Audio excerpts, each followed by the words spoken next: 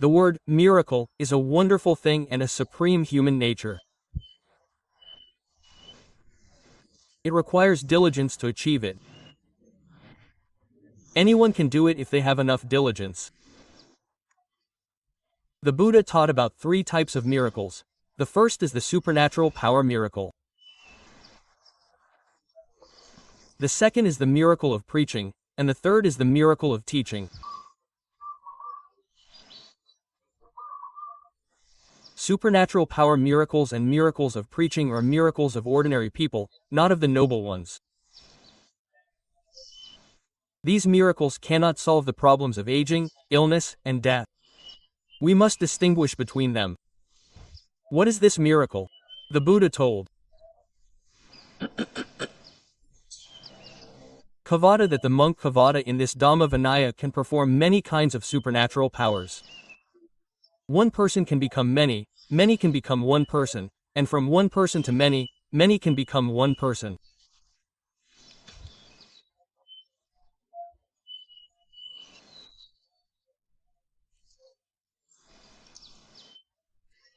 It can make them appear, it can make them disappear, it can make people disappear, it can appear, it can break through mountain walls without any obstruction as if going into empty space, it can emerge and exist even on the ground like in water, it can walk on water without breaking like walking on the ground, it can fly in the air like a bird, it can feel the moon and the sun, which have great power with its palm, it can use its power with its body throughout the Brahma world, it can even reach the Brahma world.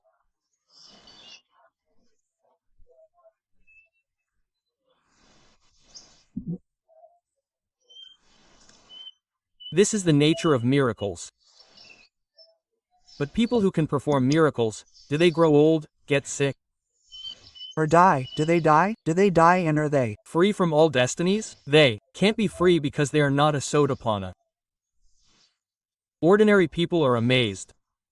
Oh, suddenly they dived into the ground and suddenly emerged from the ground? Many disciples of the Buddha have done this before, and the public is excited. There were both arhats and non-arhats. For example, when an arhat was a monk, he flew Paradvaja, carried his alms bowl, and took it to the top of a tree and circled around the city 3 times. The people were startled. Then he followed Paradvaja to Jetavana. The noise was loud because he had no discipline. Oh, and they were excited. The Buddha asked, "What's all this noise about?" "It's like fishermen fighting over fish." Quote. He said Paradvaja had gone to show his supernatural powers in the city. The people were startled, so they followed him. The Buddha summoned him and asked if he was serious. Paradvaja replied, "Yes, your majesty." At that time, Paradvaja was walking with Moggallana, who were both arhats. The Buddha reprimanded Paradvaja in front of the large assembly of monks, saying that her actions were inappropriate, improper, and unbecoming. So, there was. The precepts prohibiting monks from performing miracles are for ordinary people. It's not something the Buddha intended for all beings to attain. If the Buddha were to compare these miracles to the miracles taught by other monks and Brahmins, the Buddha would be like water of 2 or 3 ranks. But reaching the Sotapanna level of an Arya is like water in the ocean. Let's look at it. The Buddha viewed these miracles as water of 2 ranks, meaning it was worthless. It was worthless because when you die, your miracles don't follow you. After you die, you have to suffer in hell, the realm of the ascetic world. You have to see the dangers of this. The Buddha told Kauvatha right here that we see the dangers of these miracles, so we feel uncomfortable, disgusted, and hate them. If again, some people say that they feel disgusted, and hate the Buddha's miracles. They don't like it at all.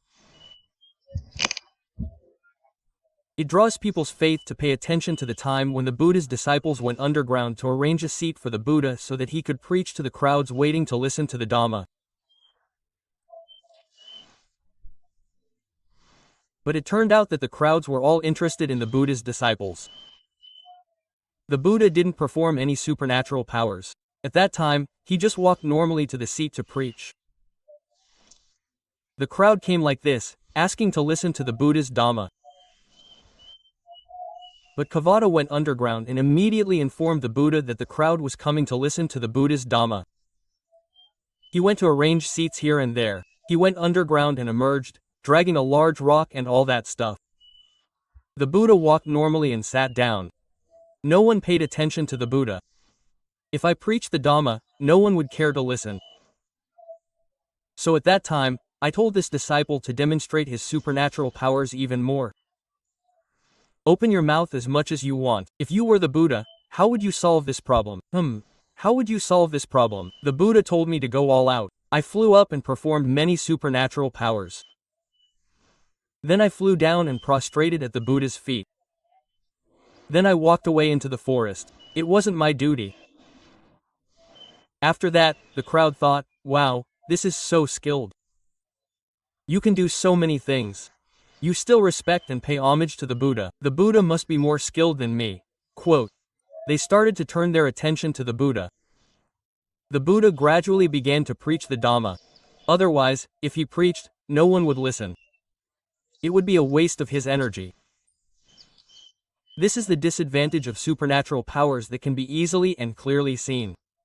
That is, that person is still an ordinary person. But if we see that someone who has supernatural powers is an Arya, that's a disadvantage. Now, whatever they teach, we will believe everything they say because they use supernatural powers as a guide, saying that this person has attained Arya, has immortality, and has attained nirvana. These are two different things. We have to distinguish between them. This is different from animal science. Animal science is not supernatural powers. That is a misunderstanding. As for supernatural powers, it is a correct understanding that requires meditation, which is one of the three subjects that the Lord Buddha also mastered. Among the three subjects, there is Pubapenavasanasation Chuttapatinjnana, and another is Adathanapatihariya. The monks in this Dhamma Vinaya can predict the mind, predict the feelings in the heart, predict the thoughts. The mind can predict the thoughts of other people, such as whether their mind is like this, their mind is with this condition, or with this condition, their mind is like this.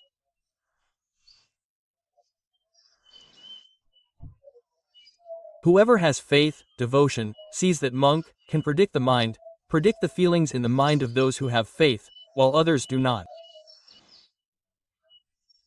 They will say that there is a skill called manika. Monks can predict the mind, predict the feelings, predict the thoughts with this skill only.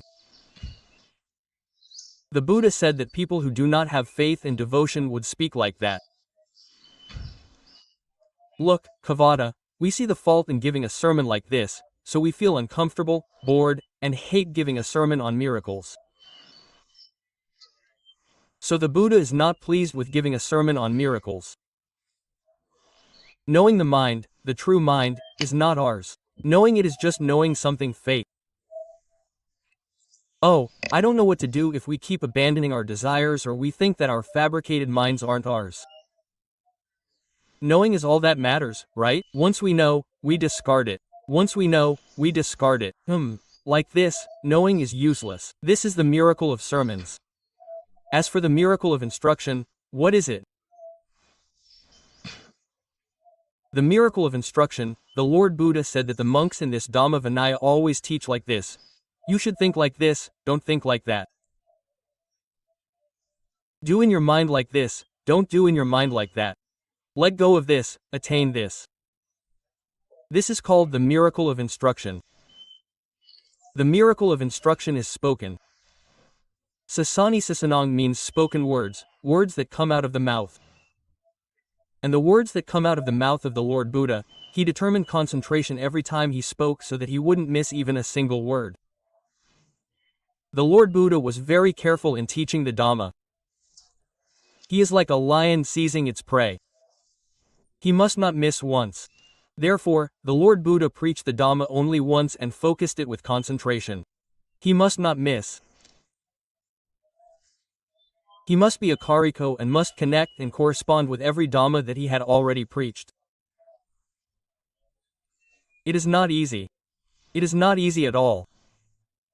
As a Buddha, what must one be careful about? Be careful when preaching the Dhamma. Therefore, appreciate the value of the words of the Dhamma. The Dhamma, the Buddha's words, are truly valuable.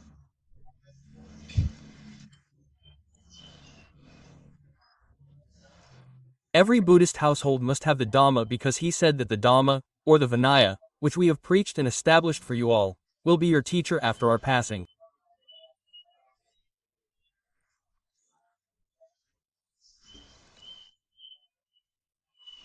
The Buddha, on behalf of the Buddha, respected the Dharma and paid homage to the Dharma because he had not seen anyone in the world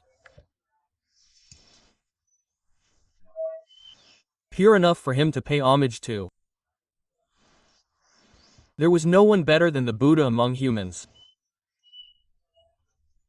Even the gods and Brahmas could not do that. So the Buddha considered, who should he respect? Those who live without respect will suffer. So he considered, what Dharma have we taught that we should respect? The Buddha respected the Dharma. He said, another point is that the Tathagata was born in this world as an arahant, a self-enlightened being. The direct word is an arahant. As for the word self-enlightened, it is called Sama Sambuddha, or Sama Sambuddho, which is an arahant, a Sama Sambuddha. Therefore, there are arahants who are it as the Makanuka and the arahant, the perfectly enlightened one. The arahant, the perfectly enlightened one, is one and only, and will be called the Tathagata. So the word Tathagata is the name of an arahant, the perfectly enlightened one, who can speak in harmony and without contradiction. The only one in the world who occurs rarely. That is, he is lower than the Buddha. Lower than the Buddha means that he cannot speak like him.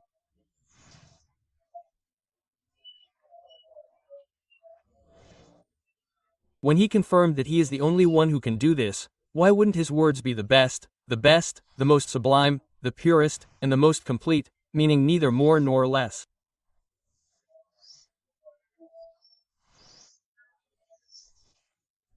He spoke his words from the night of his enlightenment, the night of his enlightenment until the night of his passing away, all the time in between. This is what he taught, preached, and expressed. All of those words fit together perfectly. They do not contradict each other in any way. They are complete, neither excessive nor slack. That is, they do not go beyond words, neither redundant nor superfluous. They are neither too much nor too little. There is nothing missing. There must be someone with knowledge to add to it, so that it will be complete. This is the faith that we Buddhists must have. We believe that the Lord Buddha can do this much. Words alone may seem like nothing, but they are what the listener will be able to transcend the ordinary level and become an Arya, a noble person. The noblest is knowing the path out of aging, sickness, and death. This is the excellence of the consonant words. The words that come out of his mouth tell us who have firm faith in him, therefore we are called sons, sons born from his mouth.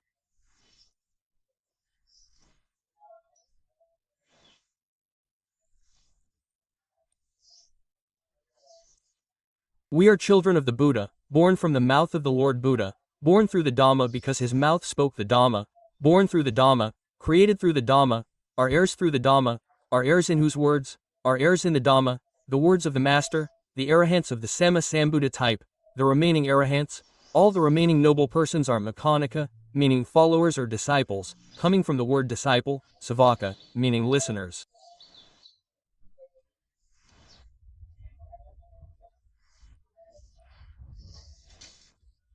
Remember well, it is listeners, not laymen.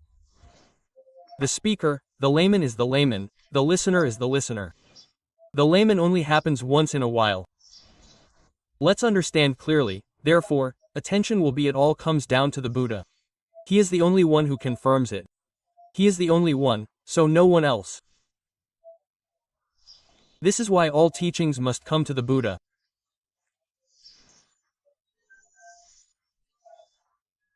Those who follow and listen have a duty to take the words of the teacher, the Buddha, as the teacher, to contemplate and put them into practice. Then, they will receive the results as he stated. When passing them on, they should pass on what they have heard. Those are the Buddha's words. Therefore, if the teaching is not distorted, without additions or deletions, those who listen after us will receive the full truth, just like hearing it face to face with the Buddha. For 1 generation, 2 generations, 3 generations, 4 generations, and so on, the Dharma will not be distorted, not reformed, and the true Dharma will remain.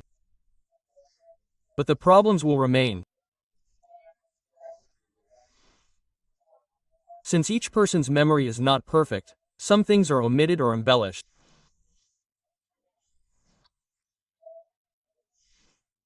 Therefore, it is necessary to check the original words every time, the original language, the original words.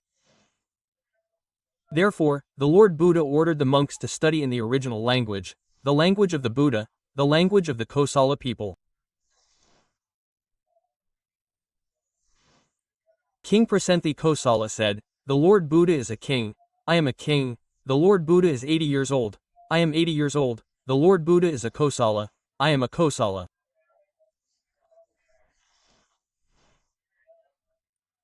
Then, at the end of King Prasenthi Kosala's words, the Lord Buddha confirmed all the words and ordered the monks to study and memorize the parables. This parable was told to King Prasenthi, Kosala. These are Dhammasitiani, Dhamma. With respect and humility, we learned that the Buddha was from Kosala. By the Buddha's words, we don't know the history. He might have been from Magadha or some other people. But the sutras say that we are from Kosala. We are Kosala. Kosala, Kosalo. We don't know what language the Buddha used. But if the name of that language is the name of the people in that country or region, we call it according to the language of that nationality. Thai people use Thai. English. Kosala is the language of the Kosala people. But the Buddha had the special characteristic of being able to focus every time. He could focus every time. He spoke eloquently without contradiction. He spoke according to what he said. He spoke according to what he did. His outstanding qualities in speaking were speaking directly and doing according to what he said. He would speak the truth and the real things. For the benefit only. As for whether the listener is satisfied or not, he will consider the time of speaking. Speaking the truth doesn't mean that the listener will be satisfied. It's like when people used to believe that the world is flat. Think about it simply. Once people know that the world is round, it overturns long-held beliefs that have been believed for a long time. It's the same with any belief that we have believed for a long time. Sometimes it's true, sometimes it's not true.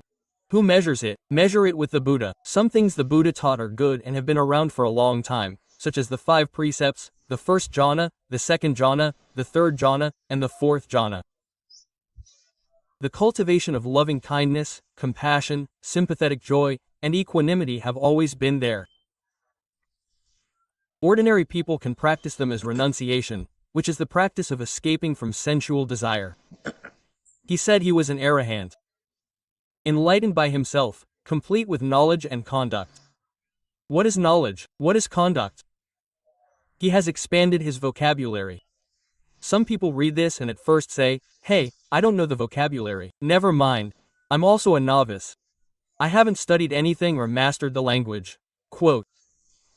So, I gradually learned a little at a time.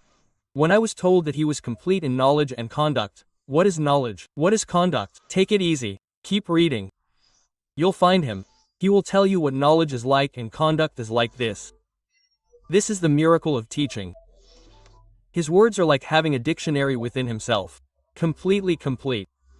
The words of the most perfect person in the world. It has happened, it already exists. No need for anyone else's knowledge to add to it. No need for anything missing. No forgetting, keep that method, forget this. The Buddha was careless right there. There's nothing here. We have to trust our teacher to this extent that the Buddha never forgets anything. Never forgets anything that is beneficial to the path to nirvana. Because what the Buddha didn't say, what he said was that it doesn't go along with dispassion. Whoever lusts, extinguishes it, nothing remains for nirvana. He wouldn't say it even though he knew it, but if it's not beneficial to nirvana, he wouldn't say it. Remember that what the Buddha didn't say, didn't prescribe is useless. Therefore, there's no dharma outside of the Buddha's texts. Oh, this is dharma that I thought up myself. There's none. You have to be under the Buddha. If you are a disciple of the Buddha already said that his words are pure and complete and pure, neither more nor less. We must add more, not cut out. As for the Buddha's words, whether they are complete or not, no one knows today, but they are the most. With this much, we can know why they are the Buddha's words because these words are all connected and consistent. They cannot contradict each other. They will never contradict each other if we have faith in this. If we continue to examine them, we will clearly see the non-contradiction of the Buddha's words. He is the enlightened one, the charioteer who trains men who should be trained. There is no one better than him. We must believe that the Buddha is the most skilled trainer of people and the most skilled speaker. Therefore, there is no need to recommend any additional words from anyone. Just use the Buddha's words. If there is anything you don't know or don't understand, put it aside for now. We'll find it later when we accumulate more sutras. He constantly declares himself as the master, the teacher of both gods and humans, the enlightened one, the distinguisher of the Dharma. His words are beautiful in the beginning, beautiful in the middle, beautiful in the end. The holy life has been proclaimed. The words that are beautiful in the beginning, beautiful in the middle, perfect and pure, are the holy life that has been proclaimed.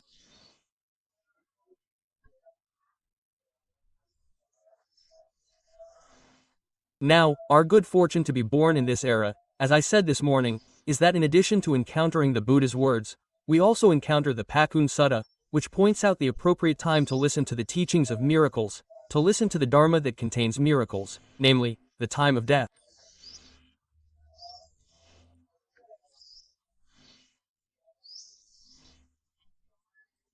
So, at the time of death, the Master saw what the senses of beings are like. Ready to listen to the Dharma and quickly attain enlightenment because it is truly painful and truly dead.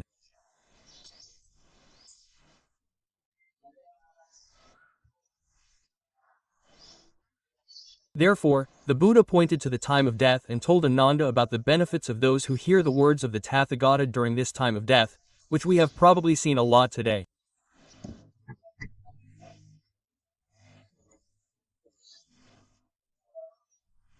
As for those who are new and do not yet know, resolve your doubts by applying them immediately. You will be free of doubts. Test it with your relatives who are about to die, but they only have one time. Our relatives who are about to die have only one time. There will be no more. Once you change your life, you cannot help. Whose opinion should we take? Believe the Buddha, listen to the Buddha's teachings, or let them watch movies, listen to music, or listen to something that we have faith in. We believe, but not the Buddha's words. Therefore, this is a risk for everyone if they don't accumulate the suttas themselves. The Buddha taught 6 benefits for those who hear the words of the Tathagata before their death. During the time of death, these 6 benefits are divided into 3 categories. The first category applies to those who have not yet abandoned the 5 lower fetters. The second category applies to those who have already abandoned the 5 lower fetters, but have not yet abandoned them. This is the common man. If during the time of death they see the Tathagata will teach them the Dharma, which is beautiful in the beginning, beautiful in the middle, beautiful in the end. The 5 fetters that have not yet been abandoned will be abandoned. This is the first category. We will lose this first category because the Lord Buddha has passed away. We will then gain these benefits. Second, the Buddha said that he did not see the Tathagata, but he saw the disciples of the Tathagata. The disciples of the Tathagata preached the Dhamma that was beautiful in the beginning, beautiful in the middle, beautiful in the end, proclaiming the holy life with its essence and its victory, pure and complete. The 5 fetters that had not yet been extinguished would be extinguished. This is what we get from the second point. We heard from the disciples. The disciples quoted the Buddha's words, but the Buddha did not directly say that they quoted words. He did not directly say that they were preaching Sukkata Vinaya, but rather stated the meaning of Sukkata Vinaya. Sukkata Vinaya is the Dhamma that is beautiful in the beginning, in the middle, and in the end, and completely pure. He put this meaning in, not using the consonant name of Sukkata Vinaya. What does it mean? He put the meaning in that the monk preached the Dhamma that was beautiful in the beginning, in the middle, and in the end. Ultimately, that is, preaching the Suttavinaya, preaching the Buddha's words to those near death. Those who were still in the process of death, the 5 fetters that had not yet been extinguished, would be extinguished. Therefore, the Buddha confirmed the cessation of the 5 lower fetters by listening to his teachings during the 6 benefits of death. Personally, the monk's complexion was radiant at the time of death. Ananda was curious and asked the Buddha why his complexion was radiant. Shortly after the Buddha returned, the monk died, but the day was extremely radiant. The Buddha asked, how could it not be radiant? Ananda, before listening to his teachings, the monk had not been able to abandon the 5 lower fetters. But after listening to his teachings, he was able to abandon the 5 lower fetters. Quote, this was the Buddha's answer to Ananda. When Venerable Ananda asked why his faculties were so clear, it was because the 5 lower fetters had been eliminated.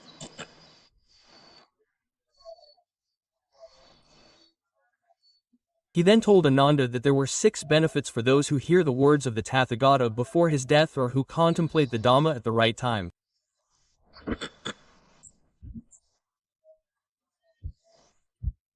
He explained these 6 benefits. 1. Hear directly from the Buddha. 2. Hear from his disciples. And 3. This is what we must have to avoid mistakes. The third benefit is that he doesn't see the Tathagata or his disciples, but he contemplates the Dhamma at the right time.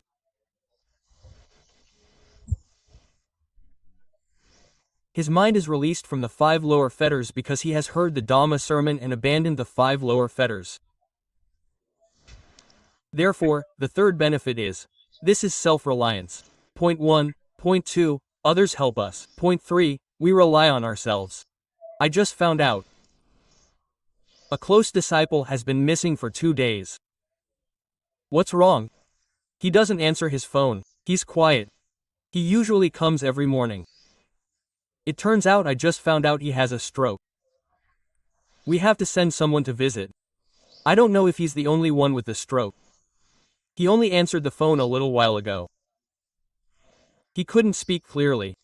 I said, okay, don't talk. I understand. I'll have someone come check on you. I'll send a horse quickly. Hurry up and bring an MP3 player and a power bank. Quote, oh, it's close to Ayutthaya. I'll be there in an hour. It's uncertain when it's time to adjust. So, don't be careless. We don't know how long we'll live. Think carefully. If it's long, consider it a bonus. If it's long, that's good. If it's not, that's okay. Be ready. Be ready.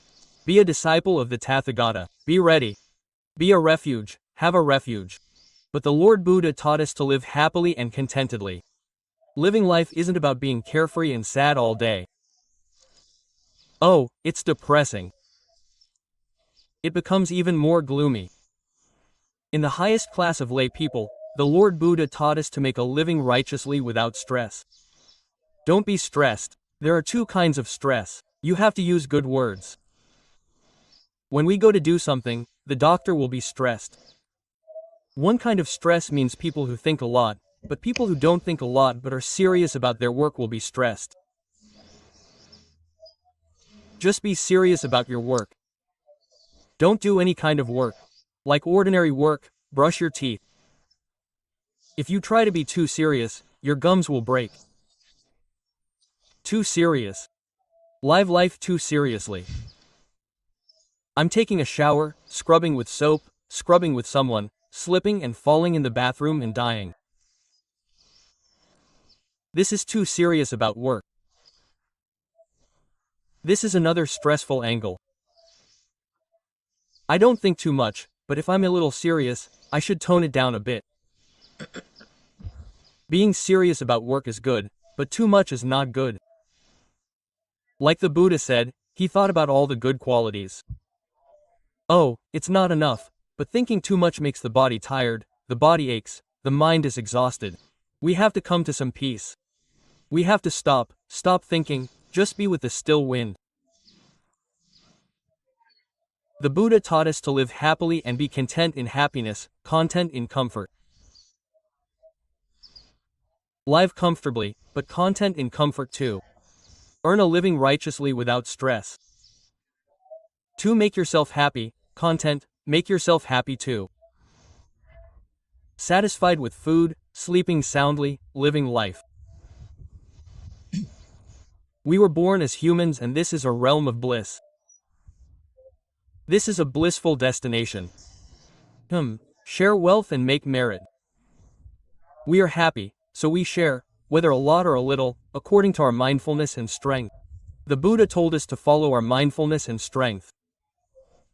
Like today, we donated our alms during the Kathina ceremony. Look, our strength is like raindrops that can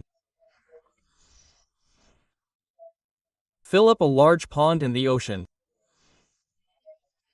We donated our alms, a little from each person, to build a pavilion, fill up the land for the temple, and build a temple sign.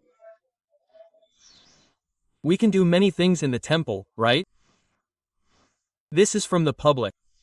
So, the strength of every layperson is important. We donate a little according to our wisdom and strength, but the results are prosperity.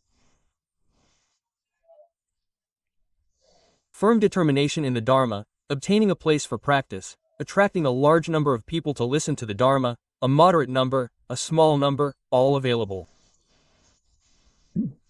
This is the benefit. This is the third point, the fourth point, of giving, the Buddha said, to be free from lust, intoxication, and infatuation.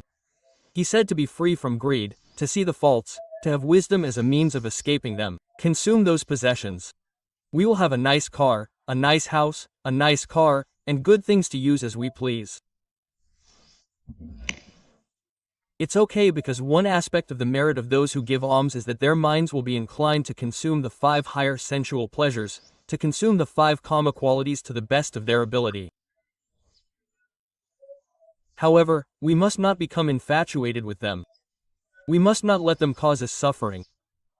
This is the supreme lay life that the Buddha taught. He called this type of living a life of samji. Live a moderate life. If you have little, you can use a little. If you have a lot, you can use a lot. If you have a lot, you will be criticized for being poor. If you have a little, you will be criticized for being extravagant, like someone who eats cancer. The Buddha also said not to let expenses exceed income. Let income exceed expenses like a mechanic's eye. So, no matter how much income we have, don't let expenses exceed it. This is the Buddha's economic principle. It can be applied from one individual to the nation. If the nation doesn't let expenses exceed income, the country will be debt-free and the country won't collapse. Road construction can be stopped or delayed a bit. Or projects can be delayed a bit. Because it won't be finished today or tomorrow, it will be okay. It can take years, months, 5 years, 10 years. If we manage using the Buddhist principles, the failed economic systems in each country won't happen because we want to be fast. We want to grow fast. So, it's beyond reason. The country's income should be this much, but we do it. Oh, let's start. But the country's income is this much, but we do it so much. It's not enough. It turns into borrowing. When we borrow, we have to pay interest. The Buddha said that borrowing debt is a suffering for people in the world. Having to pay interest, if not paying, they will be demanded and demanded. This is the suffering of the people of the world. The Lord Buddha has taught everything, how much to divide and how. He has taught about the use of money in the excellent lay book, the Buddha's teachings. There is a section on Dhamma for you, separating the sections of Dhamma, instructions, and miracles. All of his words are useless. He said there are none that are not useful for nirvana. No matter how many words come out of the Lord Buddha's mouth, they are useless. He will not say them. This shows that every word is useful. I want us to believe in this. And as I said, our causes and conditions must be good. We were born in the era of vegetables. The sutta is very good timing. Before or after this, we were unable to do it. We don't know how many more years the sutta will last. There will probably be a disturbance because of other people's words. When other people's words are ineffective, then it becomes a strange hybrid. When people are about to die, they like to use their own opinions a lot. Everyone will say, wow, show your opinions, show your opinions. You have to do this, have to do that, have to do this, it's strange. I've seen it happen to many corpses. Relatives will come to show off. Everyone knows that I know who knows, but it's not the Buddhas. Unresolved faith in the Buddha causes harm to those who are about to die, and they have no chance to correct it. Just think about it, those who have no chance to correct it, and we impart our opinions that are not the Buddha's. Wow, that's cruel. If you're going to believe someone, you have to believe in the Buddha first, right? If you're going to take a chance, you have to take a chance with the Buddha. You have to believe him. There are so many. When you're about to die, wow, there are so many prayers. They bring this and that prayer. They present them in abundance, showing off their knowledge. But we're not showing off our own knowledge. We're trying to follow the Buddha's purpose. I don't know who your opinions came from. You can't find them. That person said it, but it's not the Buddha. If it were the Buddha, it must be in there. It must be in the Buddha's words. It's been in the Siam Rath version of the Tripitaka since the reign of Rama V, which is the same information as the reign of Rama I and the same information from the era of King Ashoka the Great, over 2,000 years ago. Just the age alone is incomparable. Let's understand that the Tipitaka contains the Buddha's words, but there are also additional explanations that are not from the same generation or from the same period. And the person who added the explanation, we don't know who it is, so we use neutral terms like commentary, or perhaps it was composed by a learned teacher or a past teacher, like this or that, but it's not the Buddha because they say they were the author. But we don't know who it is, and they didn't include their name, address, or ID card. We don't know how much knowledge they have, but even if they have knowledge, it's not because the Buddha already said that he is the only one.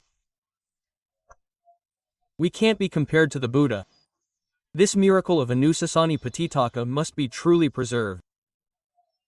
There must be a book, the Dhamma and Vinaya, or what we're trying to do, the Buddhavacana Pitaka, that upholds the Buddha's words. We really want to have a book or a set that contains only the Buddha's words, without any other words. Whoever wants to explain, that's fine, but separating it from the Buddha's books would be better.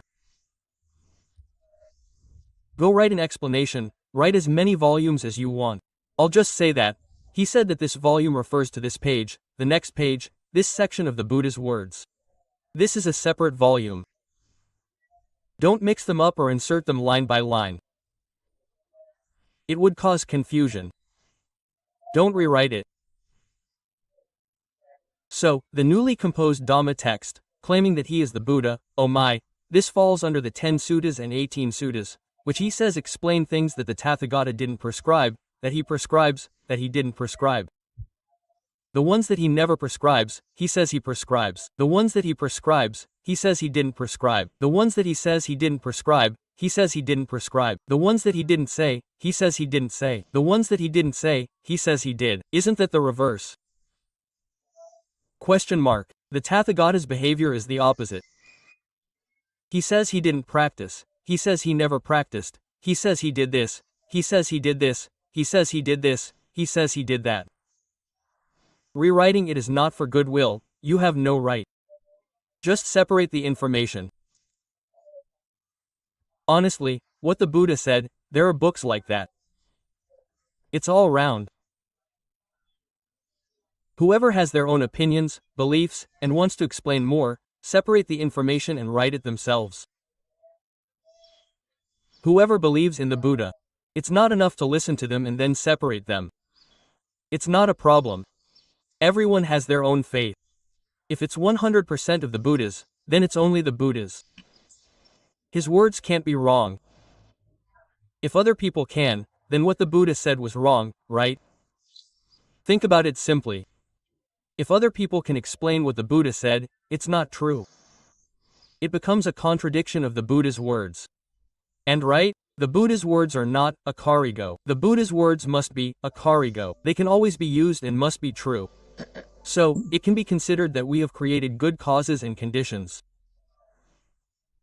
We have come to listen to the Buddha's words and have come to be in the period of the sutras because people before we died, before we encountered the Phra Kun Sutta, we didn't focus on the time of death. We didn't really listen to it seriously. Okay, so we talked about the sutta just before death.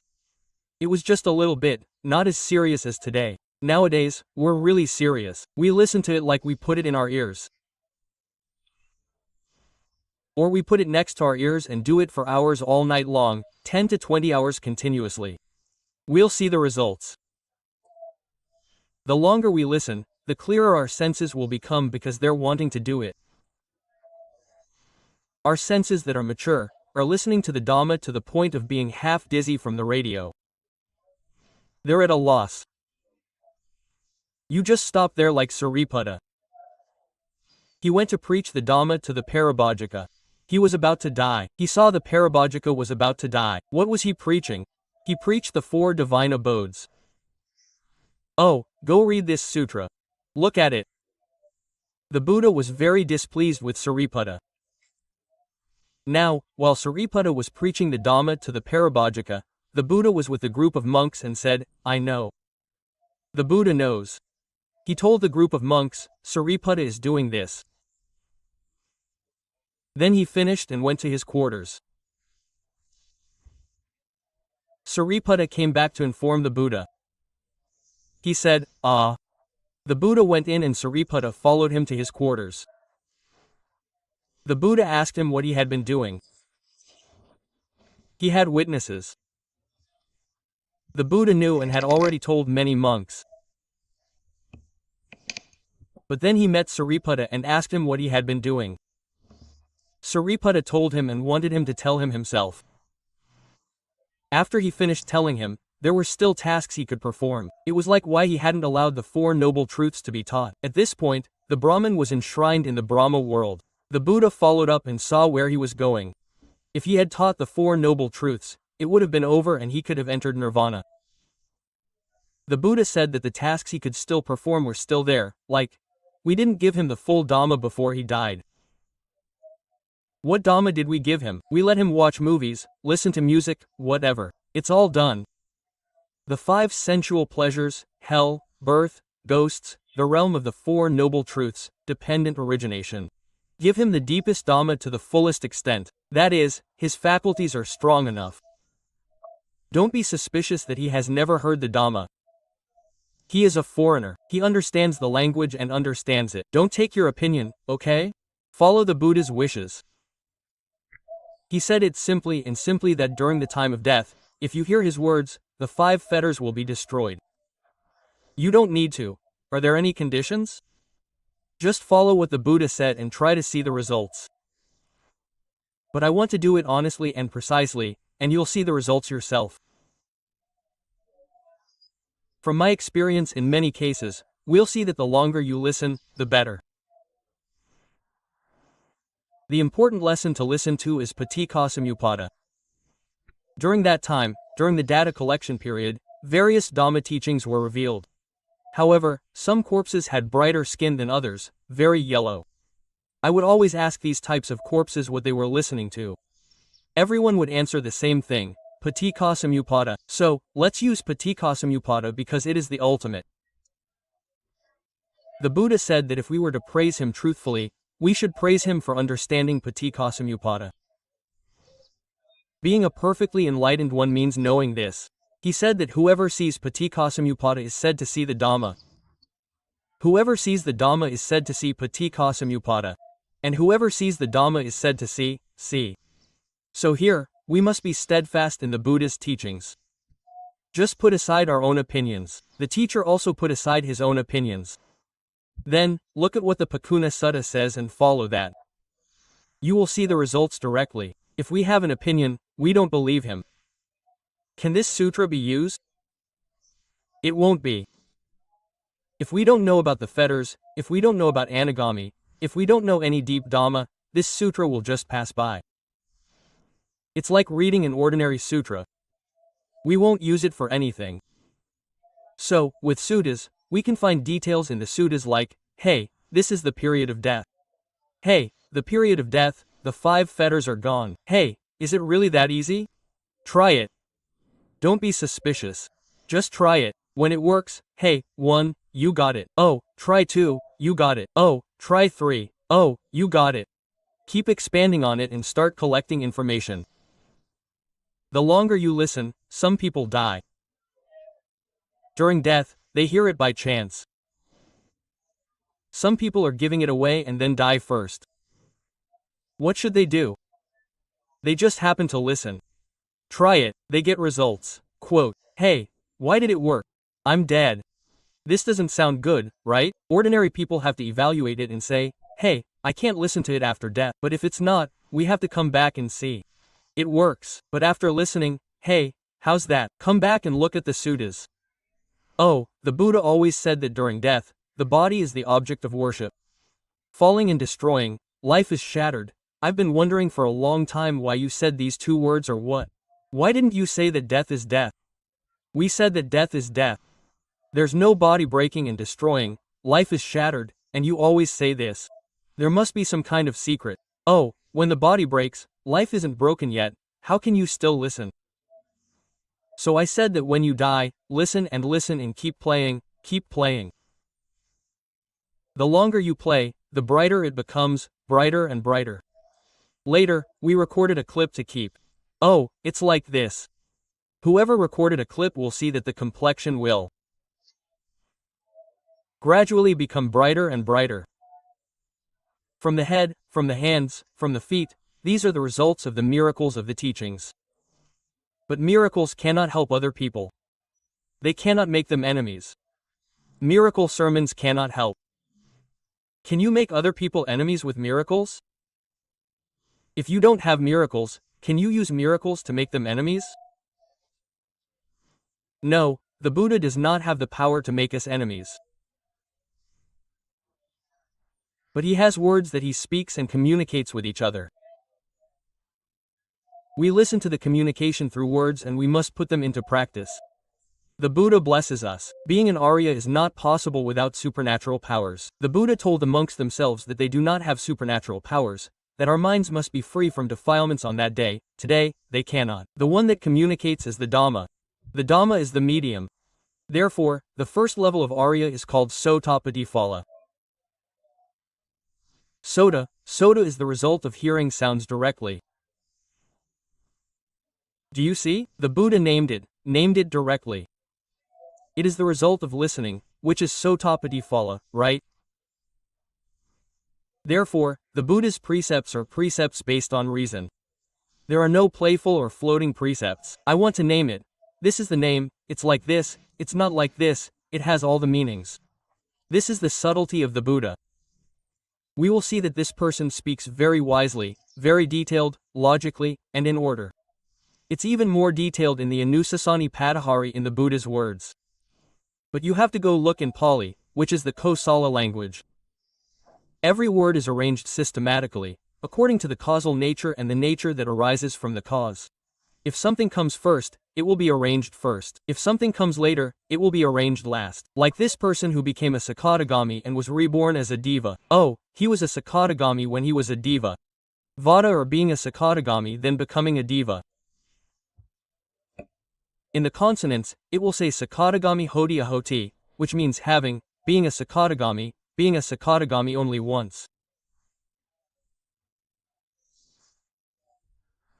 Diva, diva, this is Sakadagami Hoti, Sakadeva, this is the world he came to. It means he was a Sakadagami first and then became a diva only once. And this is the world he went to, returning to this world only once, that is, the diva world only once, and the diva world only once. And it must be only the diva realm of desire, not the diva realm of form or formless world. Going there, not going there, there are two reasons. Still, those who are sensualists, possessing the bonds of sensual desire, cannot ascend to the Brahma world. If you ask, oh, what about ordinary people who can ascend to the Brahma world? There are many ordinary devas who reside in the Brahma world. How can they ascend? It's because their concentration is complete. Oh, and can't a Sakadagami go? No, because the Buddha said that a Sakadagami's concentration is not complete, just Masokari. Therefore, the conditions for being born in the Brahma world are blocked, making it impossible for two reasons. They are still in the Kama Yogyuto through the fetters, and because of the power of the concentration that ordinary people have. Here, if you have good concentration, you can go to the Brahma world. You are the Brahma body, the Abhasara, the Subhakina, the Vihafala, who are ordinary people. You are the devas of the Akasanakayatana, the devas of the Akinya, the Vinyanyakayatana, the Akankanayatana, the Niva Sanya, the Sanya Sanya, who are ordinary people. When they die, their amount is equal to the great earth and they are born in hell, which is comparable to the realm. Therefore, the Brahma world is full of ordinary people. The Buddha called them Asutva Cha Nina, ordinary people who have never heard of you as devas. But the Buddha called ordinary people Brahmas because they have abandoned sensual desires but are still attached to form, lust, and formlessness, which are still attached to the beam of consciousness and mind. Even though I still have to be reborn, I still haven't escaped the hell of my birth as a wandering being. Therefore, the miracle of the teachings is the medium. Therefore, the Lord Buddha said that he could act on your behalf. He couldn't act on your behalf. The Tathagata is only the one who tells. Telling is the best. Oh, he tells the way. The Paccekabuddha didn't tell me. He realized enlightenment by himself and went on his own. He didn't tell me. The Lord Buddha was compassionate. He thought and considered. He would tell me or not tell me. He would tell me or not tell me, right? When he had just attained enlightenment, because the Dhamma was profound and difficult to understand, but with his Buddha's eye, he looked and said, hey, are there people with strong faculties? Some people have a lot of dust in their eyes, some have a little. Those with little dust in their eyes, their strong senses will lose the opportunity to tell them. They will attain the Dharma and return to the immortal Dharma. So the Lord Buddha decided to listen to the Dharma teaching, and he said that his teaching would also be beneficial to those with a lot of dust in their eyes, as well as to other senses. Other senses will gradually develop and develop like this. So, the miracle of teaching is an important thing that we must help preserve and continue. Come, let's come and see and try it. Don't be skeptical. Don't be uncertain. When you're about to die, don't take other people's words for granted. Take the Buddha's words instead, and we'll know the results clearly because many beings are still waiting for words that will free them from suffering.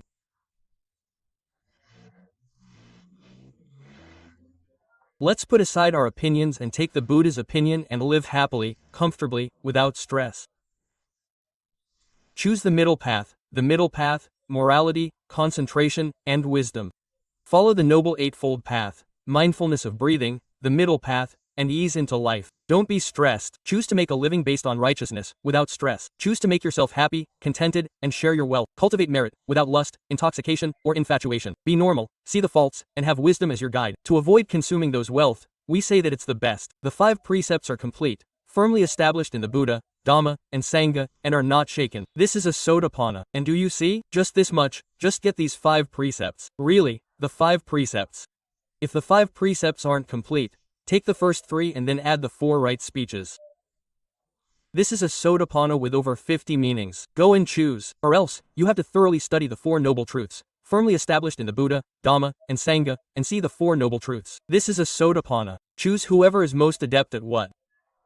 The faculties are mature in terms of wisdom, mindfulness, concentration, whatever is convenient for you to explain. Let it all encompass everything. Let it be the Buddha's way.